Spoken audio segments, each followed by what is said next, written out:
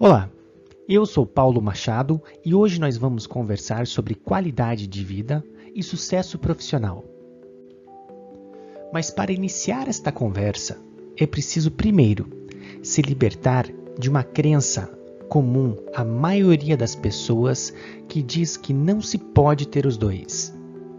Que para obter o sucesso profissional, você precisa abrir mão da sua qualidade de vida, pois, naturalmente, terá que se dedicar mais ao trabalho. E de fato, ninguém chega ao sucesso fazendo apenas o que a média faz. Mas você vai ver que o segredo aqui não é trabalhar mais, e sim produzir mais no tempo em que se trabalha. É aprender a trabalhar melhor, de uma maneira mais inteligente. Aliás, eu gosto de pensar que não existe qualidade de vida sem sucesso profissional. Fazer aquilo que se ama fazer é uma peça essencial para a nossa felicidade. Se você é infeliz no seu ofício, sempre será uma pessoa incompleta. Mesmo assim, esta é a realidade para a grande maioria. E por quê? Pessoas escravas de um trabalho que odeiam, vendo a vida passar. Por que isso acontece tanto? No outro extremo, estão aqueles que amam tanto o que fazem que acabam se esquecendo da vida pessoal. E isso, cedo ou tarde, sempre irá cobrar um preço muito alto. De que adianta o sucesso profissional, com todo o glamour da riqueza financeira que normalmente lhe acompanha, se você vive zangado, infeliz, ou se sua atenção está sempre fora do presente? De que adianta galgar estes degraus na carreira se você é completamente infeliz no casamento? Se o seu filho nem o olha na cara? Se a sua saúde está debilitada? Mas afinal, o que é qualidade de vida? Há várias definições, mas uma tão simples quanto interessante é: qualidade de vida é ter dinheiro e tempo paralelamente. Normalmente, quem tem um, não tem o outro. E aqui, eu não estou falando de dinheiro no sentido de enriquecimento exacerbado, de ganância, mas da liberdade que o dinheiro proporciona. Quem já passou por dificuldades financeiras sabe bem o que isso significa. Por outro lado, há pessoas com muito dinheiro, mas que não conseguem usufruir desta vida, pois não são capazes de achar tempo para si mesmas. E pior, quando param, saem de férias, preocupam-se constantemente com o trabalho. Então, para criar a base para uma vida com qualidade, você precisa dos dois. E como fazer isso? O dinheiro você consegue através do seu desenvolvimento profissional. O tempo você conquista aprendendo a aumentar a sua produtividade. E é isso que nós vamos ver aqui hoje. Então vamos começar pelo desenvolvimento profissional. Todas as pessoas bem-sucedidas profissionalmente têm uma coisa em comum. Todas elas sempre focaram naquilo que realmente interessa. Ésquilo, um grande dramaturgo grego, escreveu uma vez: "Não é sábio o homem que sabe muitas coisas, mas aquele que sabe coisas úteis." Então, o primeiro passo é identificar quais são as coisas que realmente farão a diferença em sua vida e nela concentrar os seus esforços. Não perca tempo com coisas que não estão fazendo você se desenvolver. Avance de uma maneira inteligente. No livro Descubra seus pontos fortes, tem uma fórmula matemática muito interessante para o sucesso. Mas antes de contar qual é a fórmula, eu vou contar como o autor chegou até ela. Seu nome é Tom Rath e desde pequeno ele tinha um sonho: tornar-se jogador da NBA. E ele foi ensinado que com muito esforço ele poderia se tornar quem ele quisesse. Então ele treinou compulsivamente durante vários anos, abrindo mão de festas, viagens e momentos de lazer de qualquer adolescente comum. Até que chegou o grande dia, a seleção para disputar a NCAA, ou Liga de Basquete Universitário nos Estados Unidos, que era a porta de entrada da NBA. Quando se deu conta, já era a sua vez. Ele estava em sua melhor forma, mas qual foi o resultado? Ele não chegou nem perto de passar, pois os outros jogadores eram muito superiores. Então ele ficou sem chão. Estava revoltado, pois houvera aprendido que bastava se esforçar, e ele tinha certeza de ter dado o seu máximo. Foi então que ele concluiu que esta frase, "Você pode ser o que você quiser", é uma grande ilusão, que infelizmente arrasta muitas pessoas para vidas frustradas, incompletas. E foi aí que ele chegou em sua fórmula. E como é então essa fórmula? É a seguinte: talento, que vai de 1 a 5, vezes esforço, que também vai de 1 a 5, é igual a índice de sucesso, que vai, portanto, de 1 a 25. Vamos ver na prática para ficar mais fácil? Por exemplo, vamos pegar o autor do livro e supor que ele fosse talento 2 em basquete. Isso é algo que não se muda. Ou você nasce com esse talento, ou nunca o terá. Mas o que você pode sim mudar é o esforço que aplica. E ele esforçou-se ao máximo. 5, portanto. O resultado, então, 10. 10 é suficiente para estar na NBA? Naturalmente que não. Ali só entram os melhores. Então, este sonho era inalcançável para ele. Jogar na NBA era uma carta fora do baralho. Porém, em vez de se lamentar, ele decidiu encontrar e focar em seus pontos fortes e acabou se tornando um autor best-seller do New York Times. Agora vamos ao oposto. Imagine alguém que tem um talento extraordinário em alguma habilidade, mas não o coloca em prática. O resultado também será baixo. Isso quer dizer que só talento não traz sucesso a ninguém. Por fim, vamos ao último exemplo. Pense em uma pessoa que tem talento 5 e esforço 5. O que acontece? Surge o gênio, aquele que está muito acima dos outros. Você consegue pensar em alguém assim? Eu vou lhe mostrar uma pessoa. Os amantes de Pelé, grupo ao qual eu também me incluo, que me perdoem, mas eu resolvi trazer aqui o Messi, por se tratar de um exemplo mais atual. O craque argentino já foi eleito 5 vezes o melhor jogador do mundo. Ele identificou, ou melhor, identificaram para ele, que ele tinha um talento descomunal para o futebol, desde pequeno, e manteve a consistência de treinar focada e disciplinadamente ao longo de muitos anos. O resultado é um jogador fora de série. Eu poderia citar vários outros atletas aqui, como o Schumacher, que foi 7 vezes campeão da Fórmula 1, Floyd Mayweather, campeão de boxe, que apenas em uma luta ele ganhou 230 milhões de dólares por 36 minutos no ringue. Michael Phelps, que ganhou 10 medalhas de ouro nos Jogos de Pequim, e vários outros. Mas a questão aqui é, todos concentraram seus esforços em seus verdadeiros talentos para chegar ao sucesso.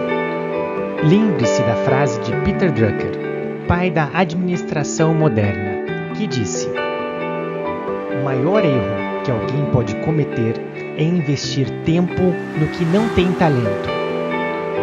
A lição que fica então é: não perca tempo investindo sua energia em coisas que não gosta e que não tem aptidão.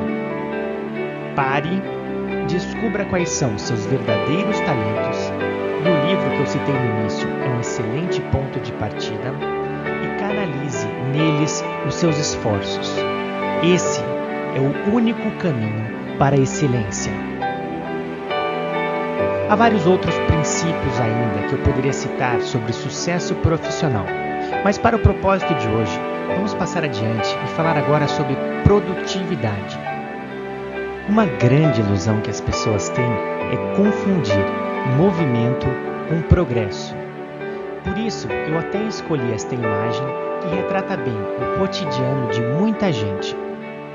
Você pode ocupar todo o seu tempo, realizar milhares de tarefas e ainda assim chegar ao final do dia com um sentimento de vazio, de não ter realizado nada de significativo. Isso ocorre quando você não tem clareza das suas prioridades e por isso não foca naquilo que realmente importa. E o que acontece? Com o tempo, isso gera estresse e frustração, pois você corre e não sai do lugar, não avança em direção da onde você quer chegar. Então, para falar sobre produtividade, vamos primeiro nos livrar de outra crença limitante que muitas pessoas têm, que é a frase, não tenho tempo. Saint John Peirce, diplomata francês, escreveu em determinada ocasião, o tempo é a única riqueza distribuída igualmente entre os homens. A cada um são dadas precisamente 24 horas a cada dia que passa. Portanto, isso significa dizer que não tenho tempo é incorreto por definição, pois todos nós temos as mesmas 24 horas em cada dia. A diferença está na nossa capacidade de nos organizar e focar naquilo que realmente importa. Cada um de nós é livre para escolher como utilizar cada uma dessas horas diariamente. Mas como utilizar bem o tempo então? Utilizando a Lei 80-20, ou princípio de Pareto.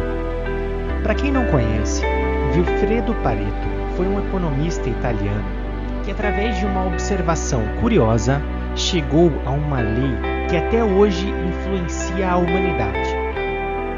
E como foi essa história?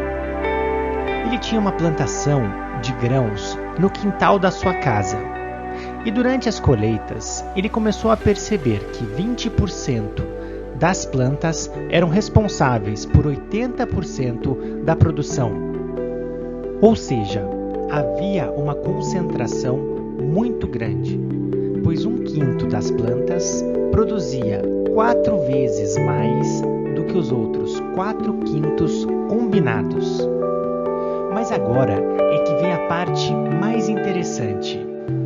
Ele começou a perceber que essa concentração também estava presente em outras áreas.